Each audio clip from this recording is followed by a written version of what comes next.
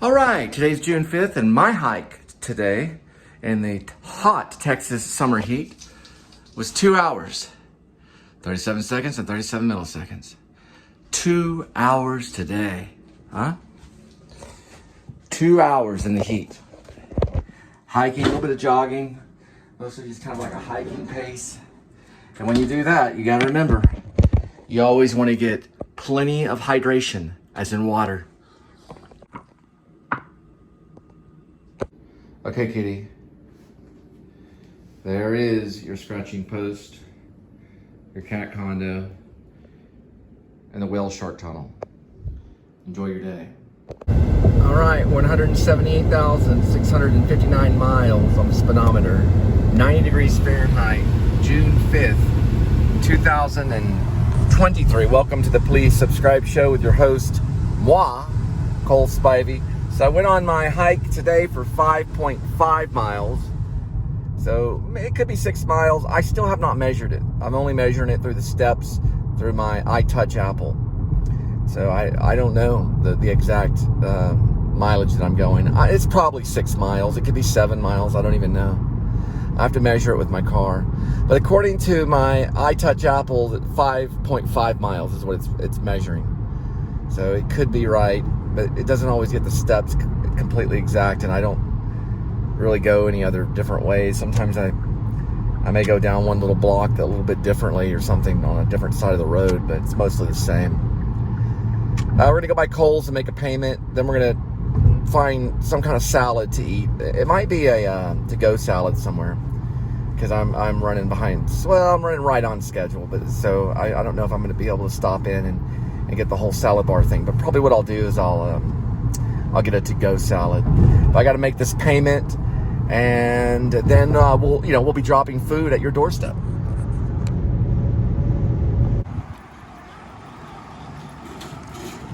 All right, so they have the new Sephora, and they do have men's cologne there too. All right, so I made a payment. Go get a to-go salad, probably a takeout salad. And then I'll be dropping food at your doorstep. All right, so I went ahead and decided to go into Super Target to get a to-go salad. All right, so I found a new drink called Accelerator. It's 0 sugar, 10 calories. Very cool looking. I'm gonna go with the cherry limeade. They also have island guava and orange mango. This looks cool. I should get this for my cat, Edmund. I have a cat named Edmund Tuxedo Cassavetes. Pretty cool. All right, so they do have it. It does come with salad dressing, so I'm probably gonna get an alternate salad dressing so I don't use their high, ooh, this one actually looks good too right here.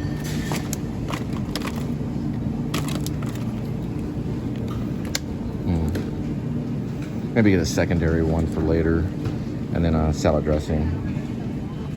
Yep, they do have organic red wine. This should be good.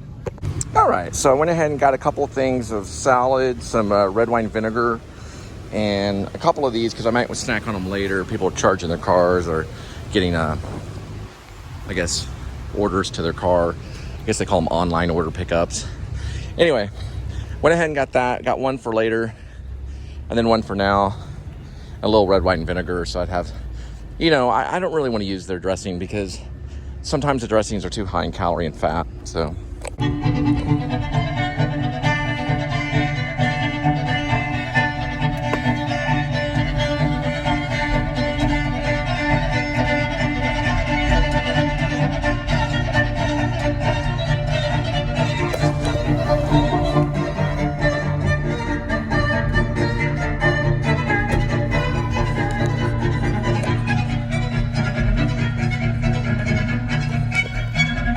All right, so this to-go salad right here, it shows 570 calories, but it doesn't really show anything about the dressing. So I got red wine dressing.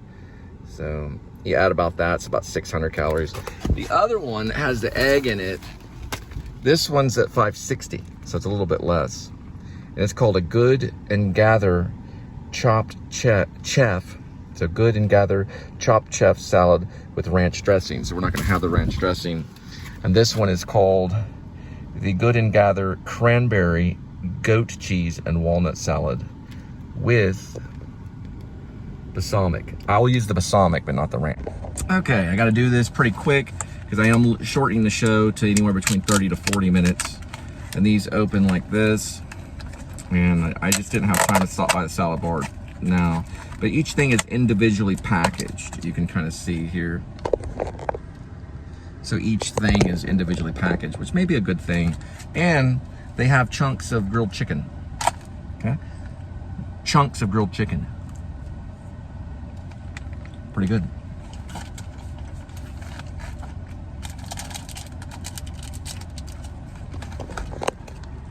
And a packet of cranberry and some goat cheese. Pretty good. All right, so we're gonna try a little bit of red wine vinegar on it. And red wine and vinegar. And no olive oil today, so we're cutting back. And no crackers too, so we'll save some calorie count in that. Red wine and organic vinegar is brought to you by Popiana, which is actually Italy. Now there's gonna be about 6 different ways of saying this. One thing I noticed on these salads is they have a compartment for your salad dressing and for a fork, an extra fork. So I'm gonna use this balsamic one on the other salad and throw away the ranch. Or I might sell the ranch for about $10 billion. Since that salad was only $5.60, this one's only $5.60. I added the balsamic, and they are including the dressing. So that one was probably only $500 because I did my own dressing. I didn't use that much of it. This one's probably $5.60, so together they're about $10.60. All the way from Pure, Michigan. Now, a lot of people don't really know me in the Please Subscribe show, but I'll tell you a little bit about my life. In it was probably summertime of 2007. I had looked through those green papers, those green sheets, looking for a job. And I found one at a place called Warrantech. And they were a warranty company. Now, warranties are big money. The guy that was helping, his last name was Santonio, he had a lot of leads from a thing called P.C. Richards & Son. They're out of New York. So he was given these leads somehow, and we were able to call them, and they were really profitable, and we were able to make a little bit of money. I was making $900 a week just doing telemarketing. It was upper end. It was, central air conditioning, state-of-the-art telemarketing center that had technology for automatic phone calls, so we didn't have to dial anything. Back in the day when I first started telemarketing, I had to dial the phone, dial the phone number in. Didn't have to do it. It was all done with computer, and you just waited. They picked up the phone, and you basically went for the sell, for the extended warranty. You were extending warranties on things, everything from electronics to things that you would buy at PC Richard & Son, and also all over. Best Buy, we helped some of them. We had a contract with Panasonic, and my piece of lettuce on the roof of my mouth. Panasonic, we had our own, they called them campaigns. So we would call for just Panasonic, and we would try to sell as much extended warranties for Panasonic products as we could. And we did that for all different stores across the nation. It was a nationwide, not global, but it was nationwide, mostly the United States. There might have been a few phone calls that went out, but mostly it was nationwide. And then even local, and then nationwide mostly. And then we did call New York. And I did well because I had lived in New York, and I was able to talk to New Yorkers and say, hey, you guys, I lived up there. Where you find a parking spot? And, and so I could use humor and make the sales and stuff like that. My goal there was to be the best salesman and move up in the company. It wasn't happening. So after about 3.5 years, I decided to leave. And that's when I first got on YouTube. It was back in 2010, and I started a channel called Pigeon 1, which I tried to do like a documentary style, like narrative movie. It was more on the basis of narrative than documentary, like fiction. Anyway, I was on like a full dose of Zoloft and a full dose of lithium through all of this. Full dose. I had a doctor named Dr. Horsley. And I got up to 257, and it got bad. So I had to take some time off, get my head together. I was able to lose 100 pounds. So I got down to 157. And I did that through eating salads, exercising, and occasionally I'd have something healthy like some fish and things like that. It wasn't just salad, but it was a lot of salads, and just cutting back and lowering things like getting less protein, less fat, and things like that. I had to do that so my body would respond and I'd be able to lose the weight. So it's tough. You feel lightheaded. It takes time. So I got out of this the telemarketing thing, and then I got back into acting and things like that. So anyway, the reason I mentioned Warren Tech was because out of all the telemarketing jobs I had, it was the most professional. So we had to dress up. Like, we couldn't just go to work wearing jeans and a t-shirt, although there were days assigned, maybe on Fridays we could wear jeans, but we still had policies on how we dressed, and we had people from New York that would come down to monitor, or just basically just to invest in the company. So they were kind of people that were over us in a way, and they would come down just to kind of look at things and see how things were going. I did that for about 3.5 years, almost 4 years, and I got kind of postal about it. So I was on medicine, but I had to kind of stop doing it because it became too repetitive, and I damaged my tongue doing it because I talk so much. I know it sounds crazy, but I got like a little cut on my tongue, and then I had to go to a doctor, and the doctor gave me some type of antibiotic and some type of I don't know what it was. It was like it's like a steroid just to help it, you know. And I had to take a little bit of time off, or I didn't take any time off, but they offered me to take some time off. And then after it got better, I continued on, and I was one of their top salesmen at times. I did well, and then, you know, like I said, I was doing $900 a week doing telemarketing. You know, it's not a whole lot, but sometimes some of the people there were doing like $1,000 a week. So they were making $4,000 in 1 month just doing telemarketing, you know. But it's a different type of telemarketing because they had additional training. We had computers we worked with. The guys wore ties, you know, so we were pretty professional Monday through Thursday. And then we had a Friday casual day, and then a Saturday, I think you could come in and do makeup work. Usually you got off on Saturday and Sunday. It was pretty good. It was pretty good work. I did go back and reapply before when I came to Fort Worth, but they had cut down on labor, and I don't know, they just didn't take me, so I don't know. It was one of the brothers of the main guy that was doing it, so I don't know. It just seemed like it was more intimate now, and it seems like it's, I don't know. I don't know. I didn't see the call center. I didn't see anything, but I went in for an interview and talked with one of them, so. I was moving. I didn't have time at that time to switch over to a new job. So it was hard for me because I had to stay on task with a certain quota that I had to meet. And if I got out of task, especially when I was moving from Carrollton back to Fort Worth, and they're in Bedford, which is not real close, but it's not too far away. I could have maybe, you know, the transition was bad, so I asked for like an advancement or something like that, and that's probably the only way that I'm going to be able to switch to some type of job if I go with Fidelity, because I've applied to Fidelity Investments because I've been a banker for 4 years too. I was a banker at a state bank, so if I were to get some type of position like as a bank or teacher or something, I would have to get an advance of some amount of money. Now, I almost got hired as a teacher in Round Rock. I almost took that job in Round Rock, which is a teaching position, which is right by Austin. But I think they were looking more for like a junior high teacher or something. I don't know. And mine's in secondary. So it's from 9th grade to 12th grade is what I emphasized in whenever I took my competencies for teaching.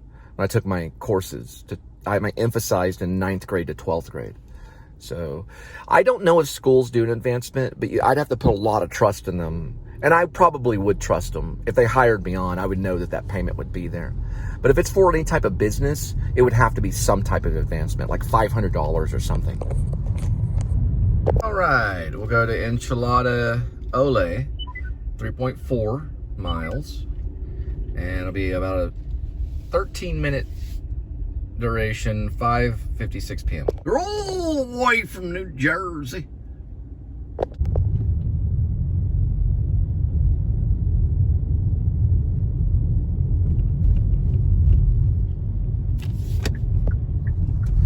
Looks like a little piggy in the back. I'll probably get through it. We're headed to Enchilada Ole. Ole! And there he is, pot smoker Sam Elliott. Hung out with Bradley Cooper. Can't help it. Sorry. How to say it. We know he smokes a lot of pot, and he should be proud of himself every day. You know, he's a big hero, let me tell you. Oh, he did a movie called Hero that's pretty good. But he's a voiceover actor for a while. He's a guy that's got a voice, kind of, you know, his voice is Sam Elliott. I'm Sam Elliott, and I do Campbell Soup commercials. I talk kind of in a Western accent like that. And smoke a lot of pot and hang out with a lot of hot babes in Venice Beach. But that's his life, you know, not mine. We're going up this way, which is Pascal, R.L. Pascal High School. It's where I graduated. I'm Cole Spivey. If you're watching the Please Subscribe show. Taylor Sheridan, one of our greatest writers. He wrote Hell or High Water and Sicario. R.L. Pascal High School was where he was educated. Right down the street from TCU. It's right there. And that's where he went to school. I went to school there too. Had two important teachers. Bob Reed, creative writing. He taught us about poetry and writing short stories. Right there on the corner. The other teacher was John David Templin, who taught theater arts. He was a dancer, but he also taught theater arts. And he knew a lot about theater too. It was well studied, both of them. They helped me tremendously. And I graduated from here, which I was in danger of not ever graduating from anything. I wanted to be a rock star. I was doing drugs, hanging out in Dallas at clubs. I was not a good person. And then finally I asked my dad if I could, my dad took me back into Keller High School. He tried to strip my hair. It was jet black, like punk rock. So he tried to strip it with like these chemicals. He got some barber to try to do it. It wouldn't come out. So I cut it like Morrissey. And then my dad punched me in the face for stealing a pack of cigarettes from my stepmom. I woke up with him punching me in the face. So after a few weeks after that, I asked Dad, I was listening to the Smiths, and I was kind of a vegan, and my dad was a big Republican. So I said to my dad, Dad, can I go live with Mom? And he said, that's fine. I was 15, I remember. And I moved out here. I just turned 16. And then that next year, I went to Pascal High School. I went there from when I was 17, 18, and graduated when I was 19. I got a scholarship to theater arts. Well, I got the scholarship to Texas Wesleyan for theater arts for the English majors. And I went there. And I did very well at Texas Wesleyan. I was a 4.0 student under the authority of Joe Brown, under his deanship. I don't even know what you call it. He was the dean at that time. And I was cast in a lot of the lead roles. I was cast as Stanley Kowalski in Streetcar Named Desire. I continued acting. I ended up transferring everything over to UNT. Had to go see a psychiatrist. That's fine. We do that. Then I went to UNT. I graduated from UNT, and I drove out to Hollywood and was in like a Jim Carrey movie, a Dustin Hoff movie, and worked with Jake Gyllenhaal on set. And it was a wonderful time. And then I got accepted to the Actor Studio Drama School in New York City by James Lipton, who has passed away. Anyway, rest his soul. I'm going to park here. We're going to pick up your enchiladas and drop it off at your doorstep. So this is, about actor's life. All right, enchilada ole.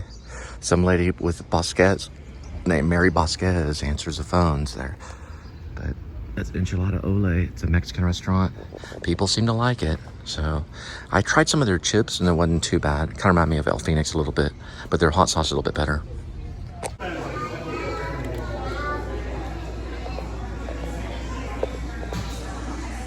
Flowers for the dead. So for my werewolf horror film that I wrote called Grace, the lawn man that's in it that gets killed by the werewolf, he wears a hat very similar to that. He drives a lawnmower. His name is Louise. Some might pronounce it Lewis, but it was supposed to be Louise. And that's how I already wrote that screenplay. I'm going to touch it up and send it to Grim Life Collective by October. This October coming up of 2023. But that's the hat. It's very similar to that he would wear.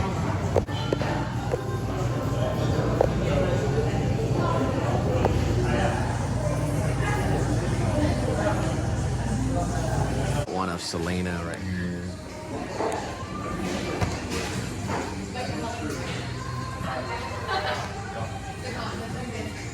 And some Queen right there, and some stuff. I think that's just a movie star right there. It's a cool painting right there too.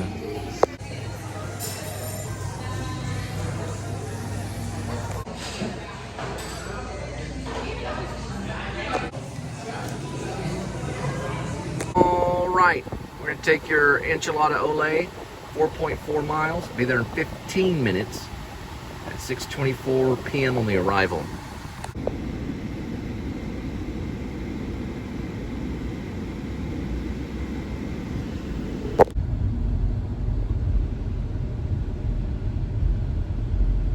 He's got a little stand for his phone right there, and then a little monitor. It's a fat tire bike. It's pretty cool. And we got Pizza Hut behind us. They have to have those signs magnetically connected to the top of the roofs of the car. You can see it right there. Little Pizza Hut thing right there.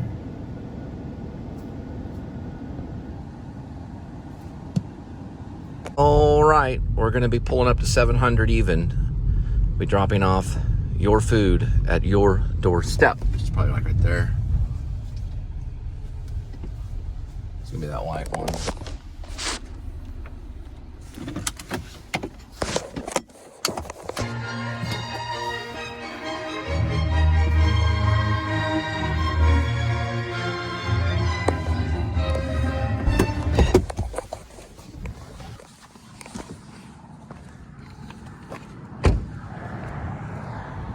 For so.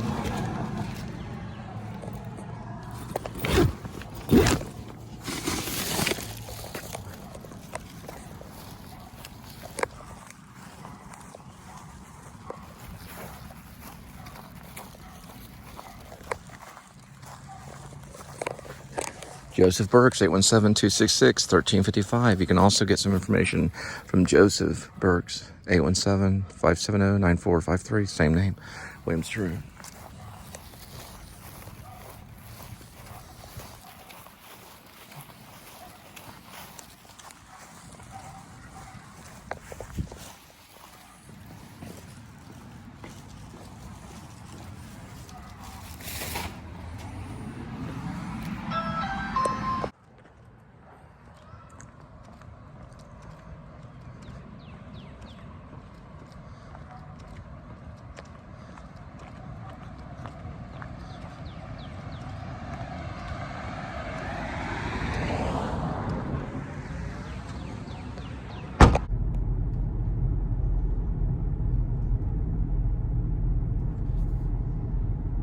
Rockwood Park, non-stop baseball games all day.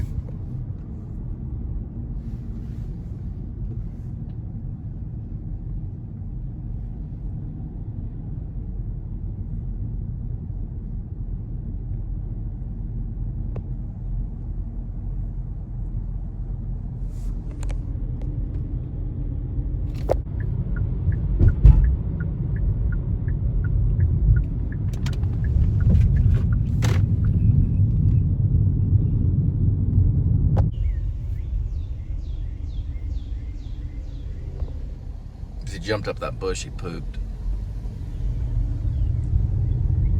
I saw him do it. Squirrel pooped on the ground as he jumped up on the bush. Maybe he dropped a nut, I don't know. Look at this right here. This is a golf course right here, River Crest. It's a country club. For the people that do not care about the food on your doorstep, they care about their country club. So if you're hungry right now, they don't care. They got to make sure that this whole country club, this River Crest, is mowed properly and their children are fed. They would kill you to make sure they got everything done in their life. That's how crazy they are. And they live in this kind of stuff. They care only about themselves. They don't care about the poor and never will. Not until the Messiah comes back and chops them in little pieces and then rubs their blood on his white robe. Because when Jesus comes back, his white robe will be bathed in blood. It says so in prophecy. It'll be bathed in their blood. Guaranteed 100%. And all their walls will be torn down. They'll have no walls to protect them. And they will meet God at Armageddon on the battlefield. And they will turn their tools into weapons. And they'll try to fight God. And God will turn them into wine with his wine press. It says so in the good book.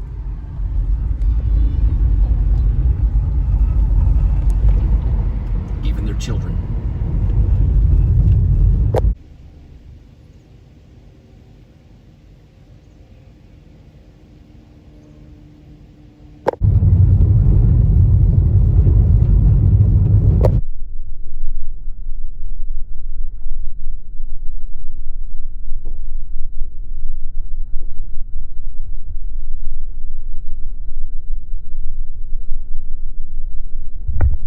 Because they did not teach their children properly, and they didn't teach their children who the Messiah was, their children will also be turned into wine. God won't even forgive their children. Even though their children you think are born innocent, they're not.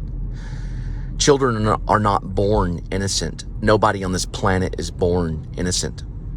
So the children must know the Messiah. Even the children will go to the battlefield of Armageddon and turn their tools into weapons to try to fight God. And he'll turn their children into wine as well as the adults. Both will be turned. All right. We're going to White Settlement Taco Bueno to pick up your food and drop it off at your doorstep. We'll be there in 7.3 miles, 10 minutes, $7.50 on the arrival. Now, God will forgive you for all your sins. So you'll be forgiven for all your sins. But it does say in the good book that there is one sin that's unforgivable. That he won't forgive you for one thing, and that's for denying his existence. He does not forgive that sin, or there would be no hell. There's a hell, right? So we have an understanding that there's a hell, just as there's a heaven. So people do go to hell because they don't ask for forgiveness because they don't believe. And that's the unforgivable sin. That's your disconnection that you feel between you and God, where you have no feeling at all. You feel complacent, Jennifer Quarles. You feel like you don't feel anything at all, right? Like you have no feeling. That's because you have no connection with God, or you'd be sitting right here. You will have to pay a price for not be sitting right here. It's funny, isn't it? A lot of people will laugh as they go to hell. They'll be laughing and kicking and screaming as they're tore down to hell. And then you'll have a true separation. Your common grace will be over. See, everyone has common grace. They can see the beautiful clouds, the sunsets. They can see the squirrels dancing in the trees. That's common grace. But to have saving grace, you have to ask God for forgiveness. And you have to ask God to come into your heart. And when you do, you'll be sitting right here. When you ask God, and stop telling me to grow up, because I'm a child of God. My commandment is to stay a child of God. I command you to know God. All right, there's a Taco Bueno. We're going to pick up your Bueno and drop it right at your doorstep. Looks like they got shrubbery. Very tall shrubbery. There's 3 for $6 right there. You can get a bean burrito, chips and guac, cheesecake chimi, beef muchaco, and a beef taco. How do you say that anyway? A beef what? Machaco? And then there's the beef taco, crispy or soft. 3 for $6.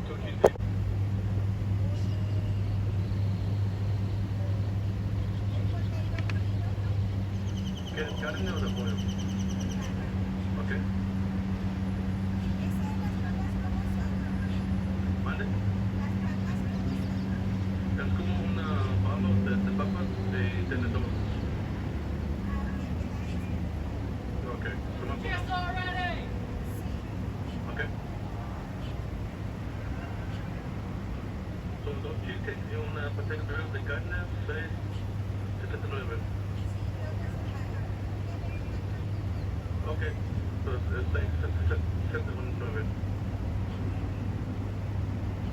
Wonder if they have these in Mexico.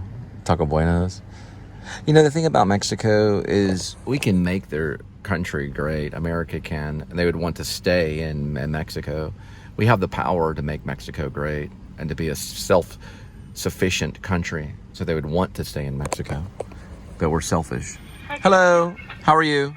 All right. We're here at Taco Bueno. We're going to take your Taco Bueno 10 miles, 16 minutes. It'll be 7:16 p.m. on the arrival. One day you'll wake up and you'll see something similar to that in the cloud, only it'll be a little bit red and way more bright white. There'll even be a little bit of electricity in the cloud. That will be a nuclear bomb explosion that you'll be looking at. It'll be covering most of all your land where you live. The radiation will take a few weeks to kill you if you're able to see the blast. If it happens over you, it'll disintegrate you into ash. But if you're able to actually see the blast and you don't get away immediately, right when you see it, then the radiation will kill you within about a week or so, maybe even quicker. So when you see that nuclear blast, you better run. Many of you have become prepared for the nuclear blast. So you have created bomb shelters using hundreds and thousands of dollars of your money. You will immediately go into the bomb shelter and become very, very afraid. In the bomb shelter, you will begin to lose food over months and months because you will not want to come up to the chaotic world that you try to run from. Your only problem is we know where your bomb shelter is located. They're all mapped out conveniently. And people that will come after you when the bomb happens, they will come in and kill the head of the household. That would be the husband. They will overcome the wife. And it's up to them if they want to take care of the children. They will eat all your food and you will slowly die in the apocalypse. Now, staying in the bomb shelter is the stupidest thing you can do because they know exactly where they are. Every single one of them. Because most of those bomb shelters were built by other companies. So your bomb shelter was built by other companies, and those companies have record of where they put the bomb shelters. So they will find you, they will overcome you, and they will eat your food and possibly destroy your family. First, they will rob from you. Second, they will kill you. Then they'll destroy your bloodline. So don't hide. You have to stay on the move. Once it happens, you better just run and keep on going. If you try to hide, they'll get you. There's the Trinity. River, that is. Here's where the little French queen lived. Jennifer Quarles. No parking, because then she'll call the police on you. They turned her little house into a castle. Believe it or not. That's what they did to it. It's amazing how things can change. Now, I don't think that's really her, I'm sorry. That wasn't her place, I'm sorry about that. She lived on Shirley. This is where she lived, right here. They turned that into a castle, too. So her and her father was a physicist at TCU. That's actually her old house. They made an upstairs fucking, who cares about the language? Upstairs section of it, right up there. It's off of Shirley. That's where she lived. Sorry, I got confused. They put an upstairs unit on her house. I know it by the driveway.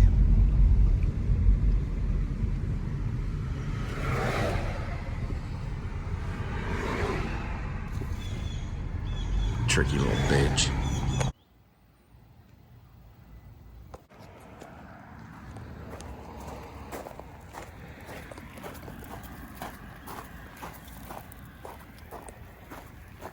Well, if you're gonna have a car accident, you might as well eat 6 soft tacos to overcome the headache of it. The Colonial Country Club.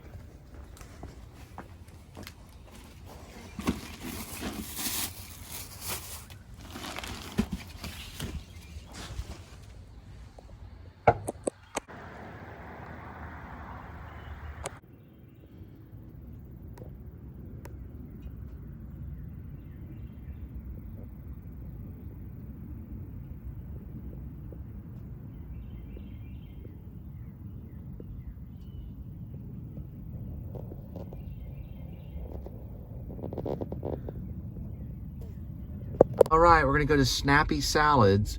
We'll be there in 5.1 miles. It'll take 13 minutes. We'll arrive at 7:34 in the PM.